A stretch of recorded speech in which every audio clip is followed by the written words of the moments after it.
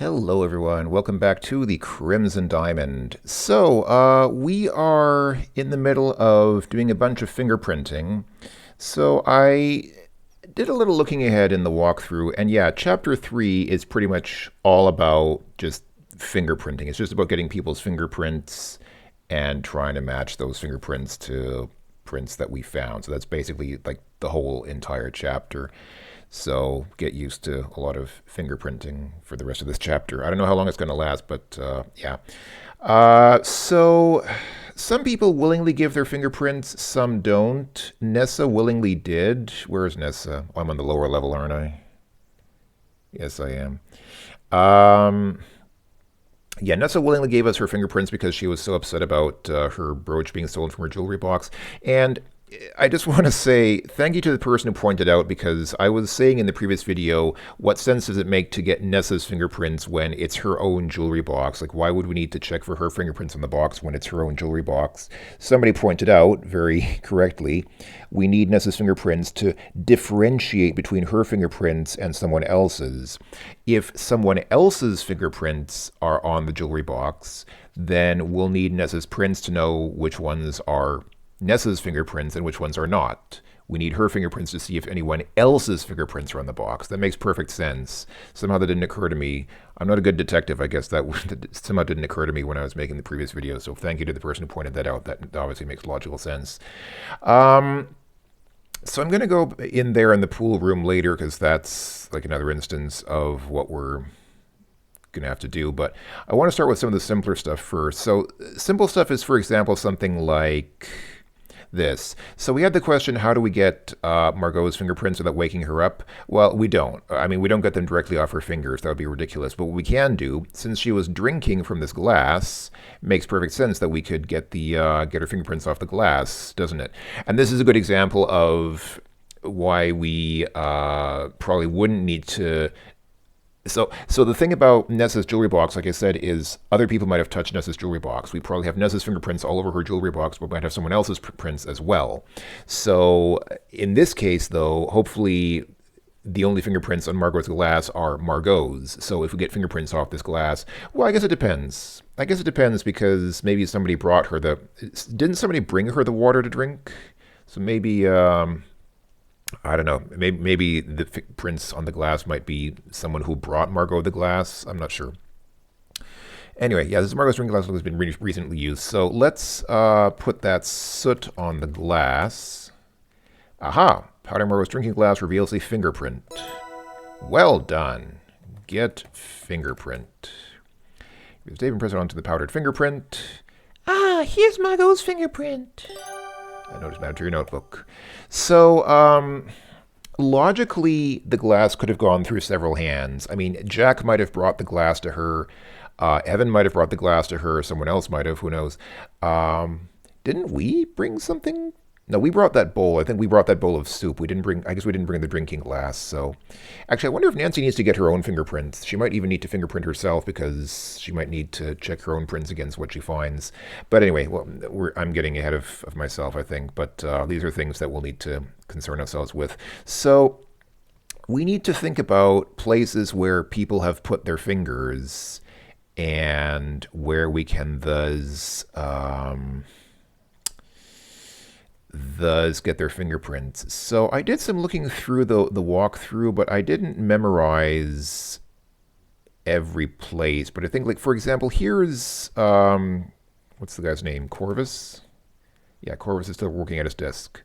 He seems to be going through quite a bit of paper and tossing a lot in the bin.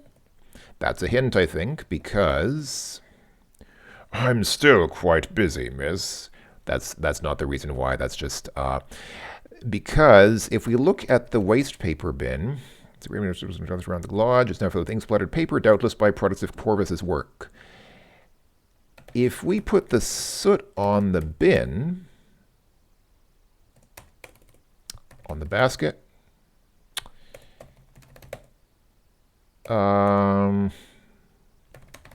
use soot with bin. Dust bin with soot. I thought this was the solution. I thought I saw this in the walkthrough.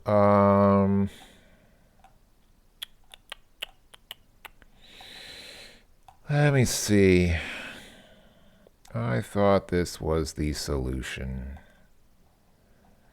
Where is it? And I'm going to have to go looking for it. Hold on. Where was it? I thought it was...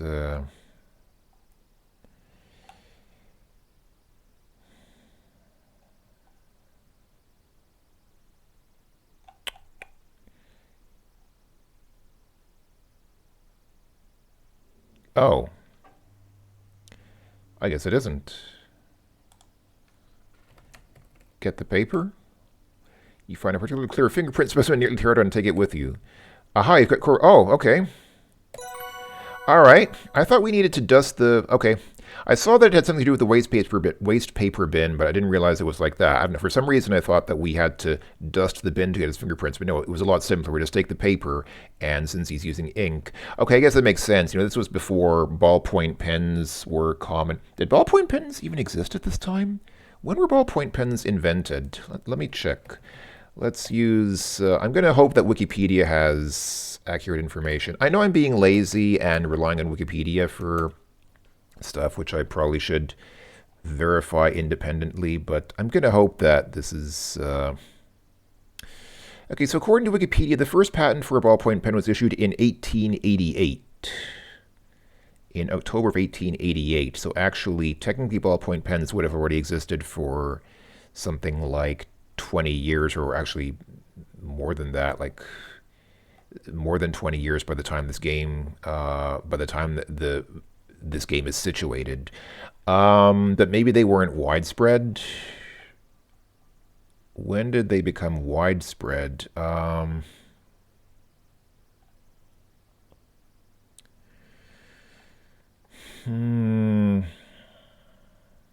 article goes on for a while.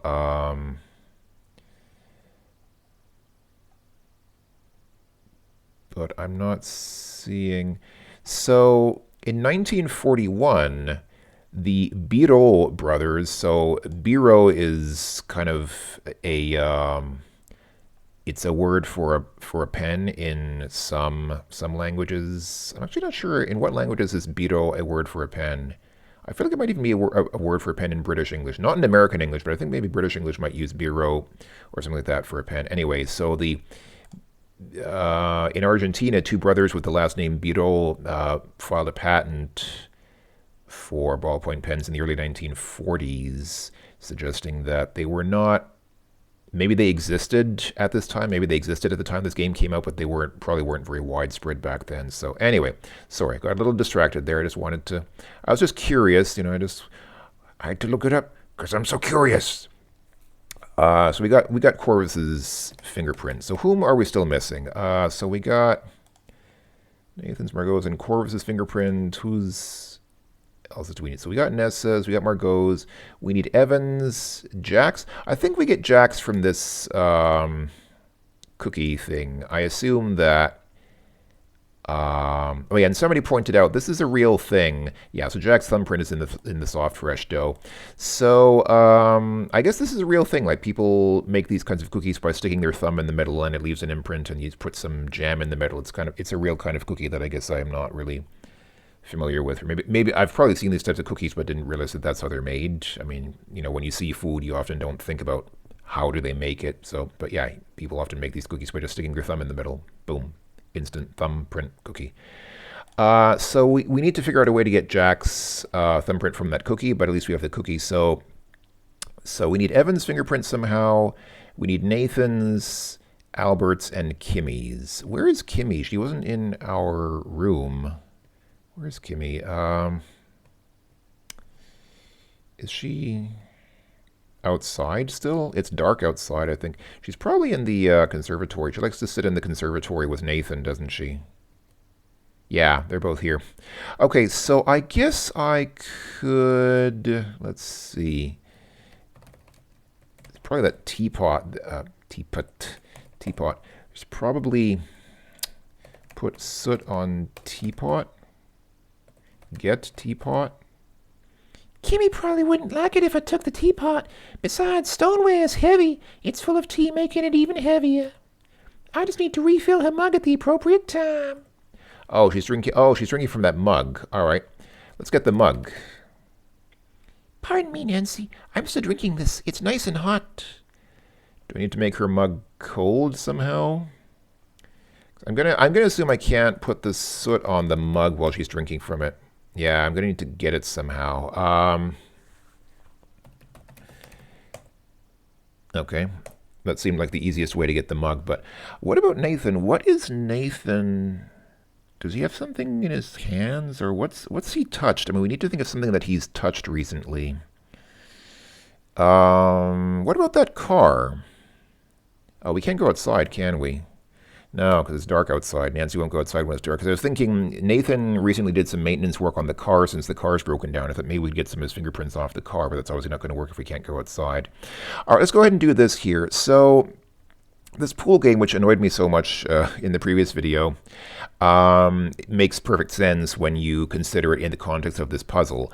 Obviously, Evan is going to handle the pool balls, and we need to get his fingerprints from one of the pool balls. So let's go ahead and play pool.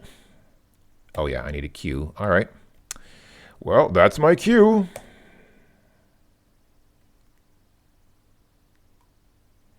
That's the spirit. Come and hit a few balls with me. That's right. All right, play. Play Crimson Diamond. Unfortunately, it doesn't accomplish anything. Well, maybe it doesn't, but I'm having fun. Okay, how about you get us started?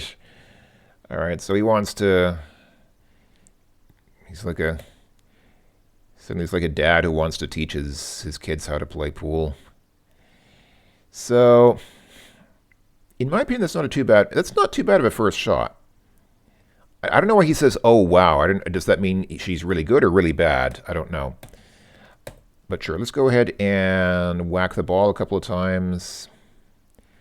I mean, that first shot didn't seem too bad. The second one, okay, that shot seemed pretty lame. And I think the third shot, she scratches. No, she doesn't scratch yet, but she, okay, on the fourth, oh. Okay, hold on. So what does he do? So he touches the balls. Yes, I know, funny joke. He touches his balls. Yeah, he touches the balls, and I'm going to guess that means that his fingerprints should be on at least some of the balls. I mean, I don't know. Okay. Let's examine the cue ball. The other balls, you noticed, I don't know if you noticed, he had one of those triangle things.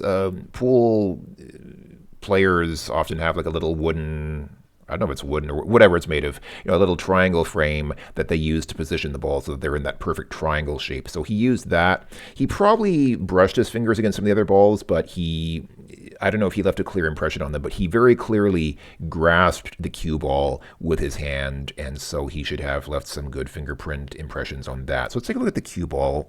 Let's examine it closely.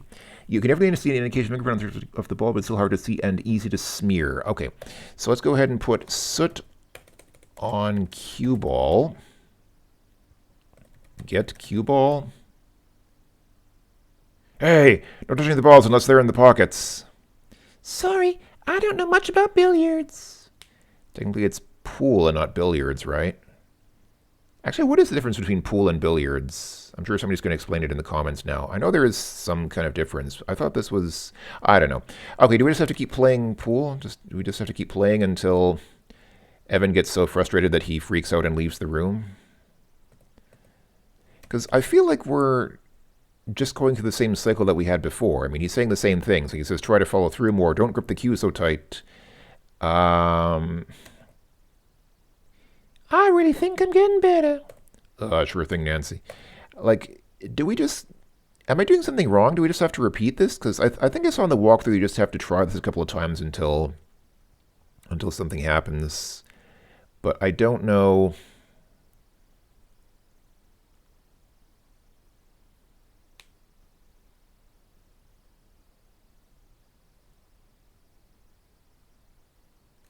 I mean, I can just keep doing this, but I feel like this is not... Yeah, he just keeps saying the same thing. Okay, hold on, let me check the walkthrough. Am I doing something wrong, or do I just need to wait until he till he gets so frustrated and says, "Yeah, forget this. I'm going to leave now." Um, let's see. Oh, oh, I see. You have to deliberately scratch. Okay, I get it. I should have known. When he mentioned scratching, when he said don't scratch, I guess that should have been a clue to deliberately scratch. Okay, hit cue ball into pocket. Yeah. My goodness, this is trickier than it looks. Okay, so that was a hint. He told you not to scratch, which means you're supposed to scratch. You're supposed to deliberately hit the cue ball into the pocket. You'll be playing like a pro in no time.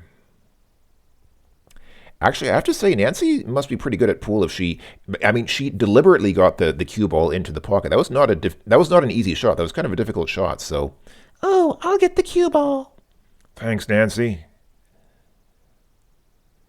All right, so she picks it up, careful not to disturb its surface too much. Oh. Now can I put the soot on the cue ball? Aha, reveals a fingerprint. The fingerprint is nice and clear. Fantastic work. Okay, get fingerprint. All right, here is the tape imprint on the powder imprint real on the cue ball. Ah, this is a wonderful, clear example of Mr. Richards' fingerprint. My only concern is...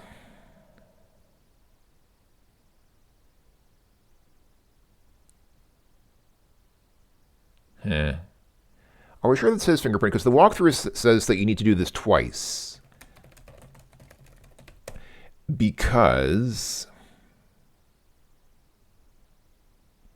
you wipe the sooty cue ball clean using a fold in your skirt.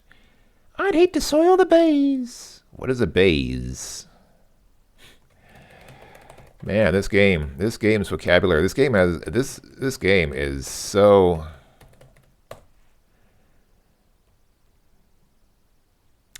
A thick, soft, usually woolen cloth resembling felt, often colored green and used for coverings on card tables, billiard and snooker tables, etc. Also, I say snooker, but I think it's pronounced snooker, isn't it? Don't they say snooker, not snooker? I don't know. All right, hit ball into pocket.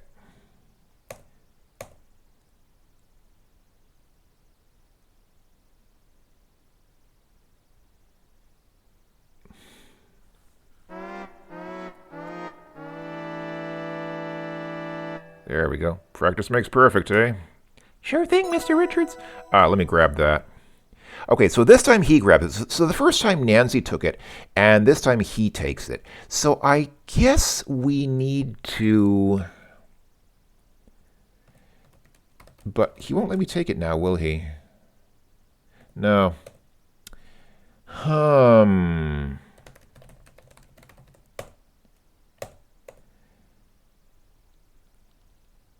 Because I'm just concerned, because this time he took the ball out of the pocket, but the first time we did. So theoretically, okay, so now she gets the ball. So let's try this again. Put soot on cue ball. You've already obtained Evan's fingerprint from the cue ball. Okay. All right, I guess, can we just leave now? It wouldn't do for me to walk around with a pool cue. All right, so she's going to return the cue. Is she going to return the ball as well? Doesn't really make much sense. Yeah, okay, return the cue to the cue stand. I'm certainly not walking out of here with the cue ball in my pocket. All right, so she's nice enough to return the cue and the cue ball. That makes sense because, yeah, she wipes the sooty cue ball clean using a fold in her skirt. That was fun, Mr. Richards. Thanks. Sure thing, kid. All right, so that's how we get his fingerprint from... Yeah, that's how we get Evan's fingerprint. So who's left? So we got Nessa, we got Margot, we got Evan, we got Jack. We need to get Jack from the cookie. We got Corvus. We need Nathan, Albert, and Kimmy. Kimmy's obviously going to be from her mug. We need to figure out how to get her drinking mug from her. Albert's probably in his room upstairs. Let's check. Is he... He is. So how can we... He also has a drinking glass here. As clean as could be. Uh-huh. Doesn't look like Albert has used this at all. He really should drink more water. Okay, so he doesn't drink enough water. Where could we get... What about that bin? There's nothing in it. Nothing but a fingerprint. Examine his desk. Desk drawers are locked. Yeah, I didn't want to look in the drawers. I just wanted to check. Examine the books. I mean, we checked the books last time, but yeah. I was going to these books are in pristine condition. I guess Albert takes really good care of his books. All right, so how do we get his fingerprint? What's he been touching that we could... I mean, ideally we'd get his tool case, but we don't have it anymore. It was stolen. So how do we get Albert's fingerprint here? Let's see. Let me see.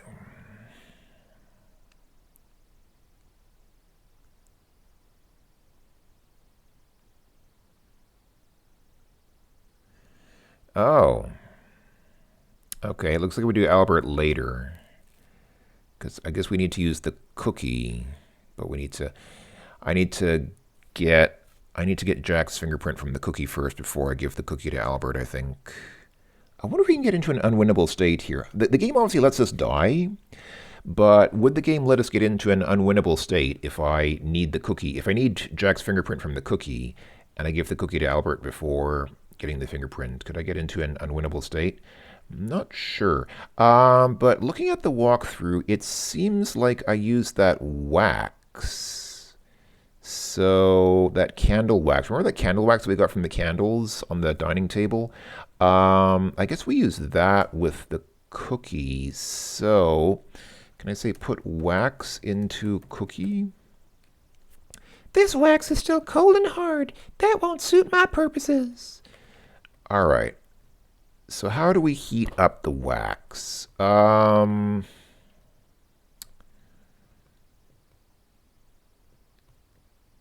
Heat wax on stove. Whoops. You put the wax right on the stove to heat, it'll make a huge mess. Jack would be furious. I can't do that. Put wax on tray? I need something... Okay, I need something to... Can I put it, like, on the plate or something? Put wax on plate? Put wax in kettle? Doesn't make much sense. I need to put wax in glass. For drinking glass for other purposes, yeah. Besides, it would be better for me to use something with a handle. Oh, put wax in mug? Empty mug. I can't just dump this water on the floor. Empty mug into sink. All right, we dumped the water out. Put wax into mug. All right, here we go. We put the hardened candle wax into the blue mug. There we go. Put mug on stove. The mug with a hot stove, heating and melting the wax inside. All right, you then return the blue mug to your pocket. Oh, that's nice and warm. Put wax into cookie. You carefully pour the hot liquid wax into the hollow thumbprint cookie. Wonderful. I just need to chill the wax so that it sets up nice and hard. All right, how do I chill the wax? I guess I put it in the ice box. The ice block is rock solid and frosty. Put cookie in ice box. Oh, put wax in ice box. You put the wax-filled thumbprint cookie into the ice. I said put the cookie in, and I didn't understand. All right, you close it. You wait an appropriate amount of time for the cookie to chill. That should just about do it. You remove the chilled, wax-filled thumbprint cookie from the icebox. You close it. Brrr. Terrific, the wax is rock hard, and the raw cookie dough is hardened too. Now to get the wax out of the cookie. All right. Do I have Jack's thumbprint now? I got the wax thing, but I don't know whether I have... I mean, melted wax is cooled and solidified.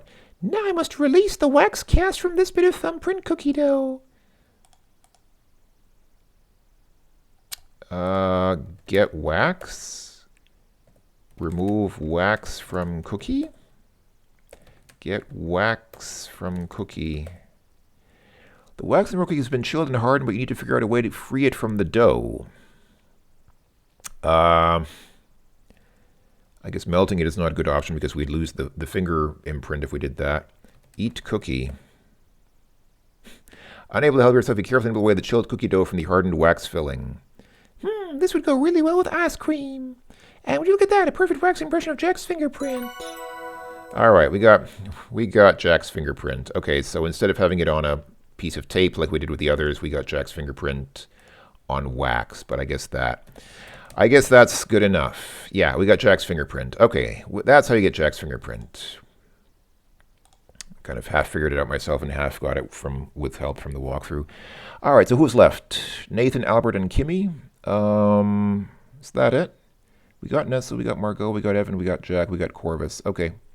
Yep, I need Nathan and Kimmy. They're in the conservatory together, and then I need Albert. Need to figure out what to do with Albert. So I guess. So how do we make Kimmy's tea cold? We need something cold. Don't we have? Wait, do we have ice? No, we don't have ice, do we? Let's get a piece of ice. That might be nice. That'll chill her. It'll make her tea cold. Get ice. Now we have an ice pick, so I'm not going to accept it. Yeah, using the ice pick, you chip a bit of ice off of the ice block. Good. I was going to say, now that you have an ice pick, I'm not going to accept any more excuses, Nancy. I'm not going to accept any excuses how difficult it is to get ice from an ice block. Put ice. Hold on, let me just take a quick look in the inventory. What does the ice look like? It looks okay.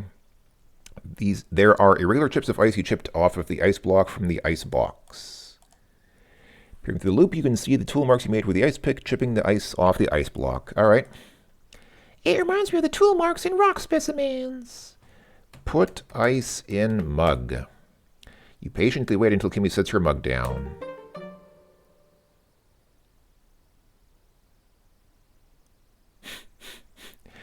While Kimmy is distracted by her conversation with Nathan, you surreptitiously slip the ice chips into her mug. That was very surreptitious, Nancy, literally standing right in front of her. Why? That was so surreptitious. Oh dear, my tea's gotten cold. Well done. All right, now can I take the mug? Let me freshen up your cup of tea, Kimmy. Thanks, Nancy. All right. Now maybe we can look at her mug. Her mug is about 1/3 full of cold tea. Oops, I should probably lift that fingerprint from the mug before Kimmy smudges it. It's plain white mug, not very noteworthy. All right. Put soot on mug. Aha. Okay, it reveals a fingerprint. Good. Well done. Get fingerprint from mug. All right, you press it off. Yeah, tear off a piece of tape. Press it. Blah, blah, blah. Okay. All right, so now we have, I guess, Kimmy's fingerprint. All right. Let's be nice, and since we spoiled Kimmy's tea, let's go ahead and pour tea into mug.